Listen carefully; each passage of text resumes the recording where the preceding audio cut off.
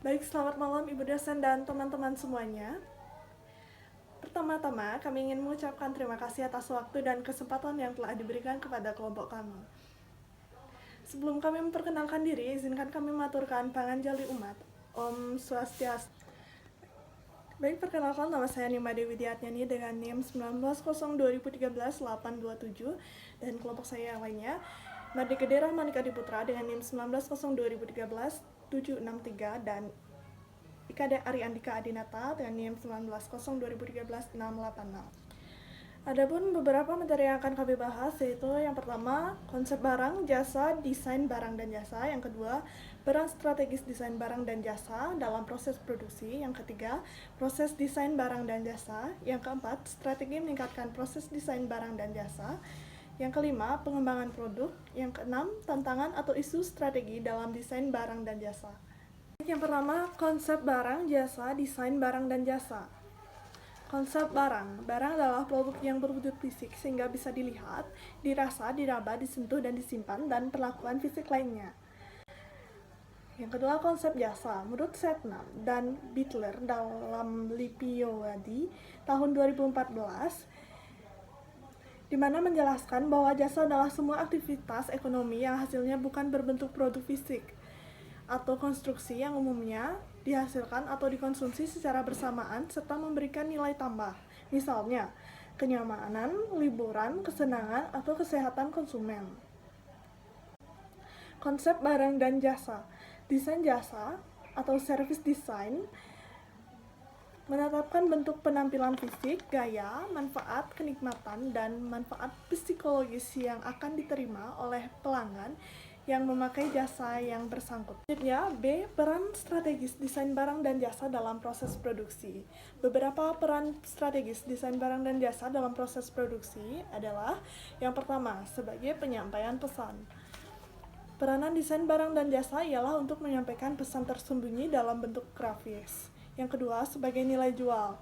Peranan desain produk selanjutnya ialah desain produk dibuat agar produk yang dijual menjadi lebih menarik dan unik. Yang ketiga, sebagai acuan dalam proses produksi. Peranan selanjutnya ialah sebagai acuan dalam proses produksi, sehingga dapat menghindari terjadinya kegagalan saat pembuatan produk tersebut. Yang keempat, sebagai penentu harga barang dan jasa. Ketika menjalankan desain produk, maka Anda akan dapat menghitung biaya dan menentukan harga produk yang akan dibuat.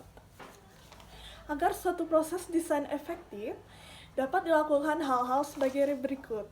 Di antaranya, yang pertama, selaraskan karakteristik produk barang jasa dengan persyaratan kebutuhan pelanggan. Yang kedua, penuhi persyaratan kebutuhan pelanggan secara paling sederhana dan mudah. Yang ketiga, kurangi waktu yang diperlukan untuk mendesain suatu produk. Yang keempat, perkecil revisi yang dilakukan untuk membuat suatu desain yang dapat dikerjakan. Baik, sekian presentasi dari saya, akan dilanjutkan oleh teman saya. Baik, selanjutnya proses desain barang dan jasa. Yang pertama, menjajah ide.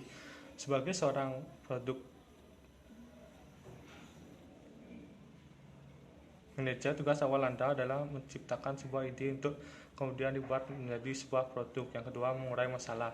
Langkah selanjutnya yang wajib untuk dilakukan adalah menguraikan masalah demi mendapatkan solusi yang tepat. Yang ketiga, membuat desain barang dan jasa. Tahap berikut ini biasanya sudah tersusun dengan jelas dengan desain seperti apa yang akan dibuat oleh anggota tim. Yang keempat, pembuatan. Lakukan proses pembuatan secara secepat mungkin agar Anda bisa menghemat waktu dan tenaga. Kelima, penyesuaian. Tahap yang menjadi penentu apakah produk berfungsi dengan baik, diterima oleh rakyat pasar atau tidak. Selanjutnya, strategi meningkatkan proses desain barang dan jasa. Dilihat dari sudut strategis, desain mendefinisikan pelanggan, sasaran perusahaan, dan juga perusahaan bersaing untuk dapat menghasilkan desain yang baik. Desain harus memaksimalkan pemanfaatan kompetensi inti perusahaan. Kompetensi ini pada dasarnya merupakan kapasitas atau kemampuan personil perusahaan untuk melakukan sesuatu berdasarkan keahlian, pengetahuan, dan pengalaman yang dimiliki. Kemampuan personil perusahaan dapat dilihat menurut apa yang sekarang dan dan dikuasai, diterapkan kapasitas potensial yang dimiliki sekarang dan kapasitas potensial di masa yang akan datang. Kegiatan pengelolaan sebagai proses kerja yang mengubah bahan mentah menjadi barang jadi yang siap jual merupakan kegiatan produk yang sangat dekat dengan teknik dan rekayasa. Oleh karena itu, teknik manufaktur merupakan ilmu yang berkaitan dengan produk yang meliputi 1. Desain produk, 2. Desain proses produksi, 3. Manajemen produksi. Baik, yang selanjutnya ada pengembangan produk. Pengembangan produk baru adalah suatu proses dari pencairan ide-ide untuk barang-barang dan pelayanan-pelayanan baru dan mengubahnya menjadi tambahan lini produk yang berhasil secara komersil. Alasan dasar perusahaan mengembangkan produk baru adalah untuk menggantikan item-item yang telah kehilangan minat dari para konsumen. Produk baru menjadi pusat perhatian seluruh perusahaan karena sumbangannya jelas untuk kelangsungan hidup dan kemakmuran perusahaan. Ada beberapa hal yang bisa dilakukan dalam menciptakan produk baru. Yang pertama, produk unik dan menarik. Strategi ini memang cukup efektif sehingga produk yang diciptakan memiliki daya saing yang cukup kuat dan mampu bertahan di tengah persaingan pasar. Yang kedua, memanfaatkan teknologi modern inovasi produk. Dengan begitu, bisa lebih produktif, memiliki daya saing produk yang lebih tinggi, serta bisa lebih teliti untuk mengurangi resiko kesalahan kerja yang disebabkan oleh human error. Yang ketiga, meningkatkan kualitas sumber daya manusia. Sebelum merencanakan sesuatu yang inovatif, penting untuk meningkatkan pengetahuan dan kemampuan karyawan sesuai dengan perkembangan perusahaan.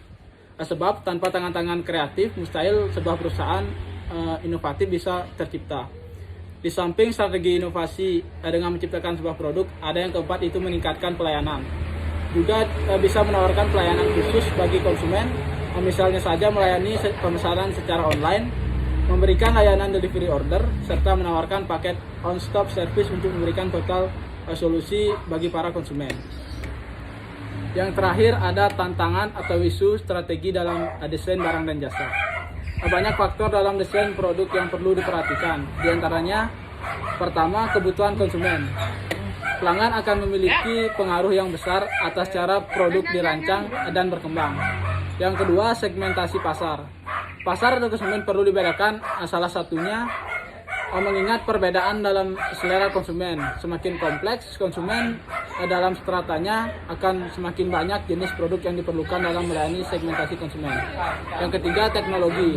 Dalam mendesain produk, teknologi berperan dalam menghasilkan produk yang diminati. Perkembangan teknologi mengharuskan produsen untuk menciptakan produk yang berkualitas.